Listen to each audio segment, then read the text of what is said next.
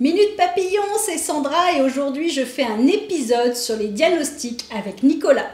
Pour ceux qui ne connaissent pas, vous le verrez souvent avec moi. Il est agent immobilier depuis plusieurs années et j'adore travailler avec lui. Son expertise est au top et je voulais vous faire partager son talent.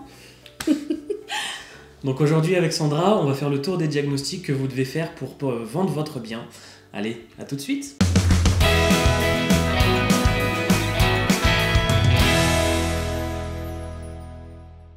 Pour commencer, il y a 3 diagnostics qui sont à fournir pour la vente de votre bien. Le premier, c'est le DPE, diagnostic de performance énergétique, qui a une durée de validité de 10 ans. C'est le diagnostic qui nous donne une estimation de votre consommation énergétique et son taux d'émission de gaz à effet de serre. Il est très important et il est souvent demandé. C'est celui qui est affiché avec des petites lettres A, B, C, D, E.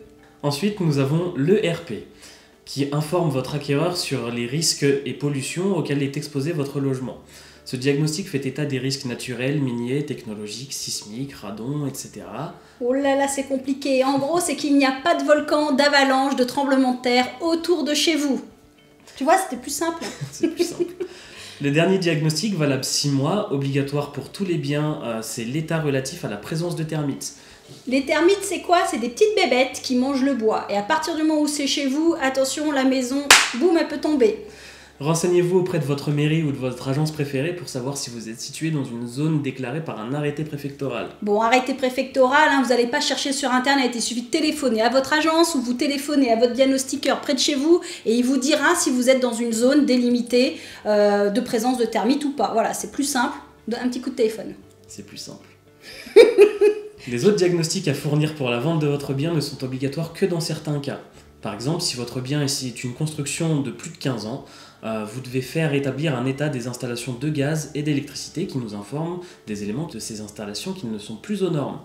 C'est-à-dire savoir si quand vous mettez les doigts dans une prise, le courant part bien à la terre, si tous les tuyaux sont bien en cours de validité, etc. Et ça, c'est très important. Cet état des installations ne sera valable que 3 ans. Bien sûr, ces diagnostics, comme tous les autres, ne sont là que pour informer votre futur propriétaire. Ils ne vous obligent pas du tout à faire des travaux. C'est vraiment pour informer. Donc soyez rassurés, c'est pas parce qu'il y a marqué anomalie que c'est grave.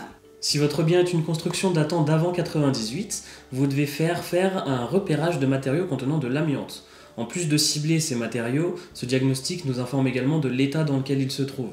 C'est important car si ces matériaux sont trop dégradés, il peut y avoir des expositions à des fibres invisibles dans les poussières qui peuvent provoquer des maladies respiratoires graves.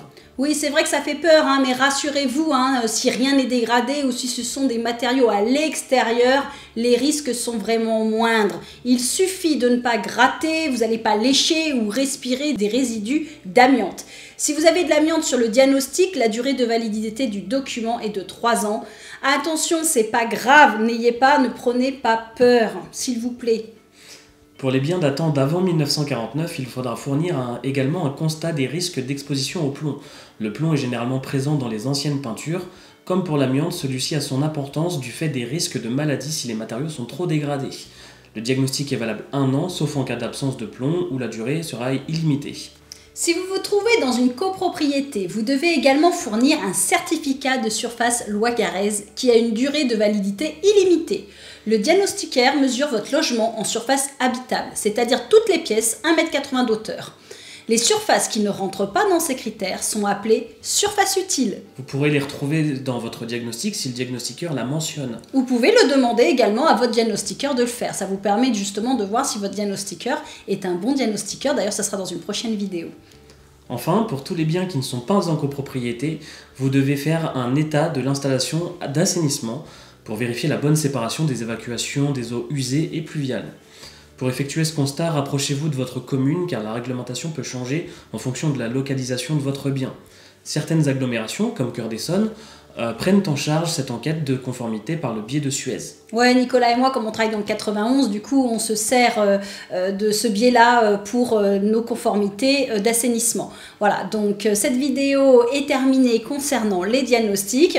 Minute Papillon, on se retrouve très prochainement pour une autre vidéo, peut-être avec Nicolas ou Caroline. À bientôt. À bientôt.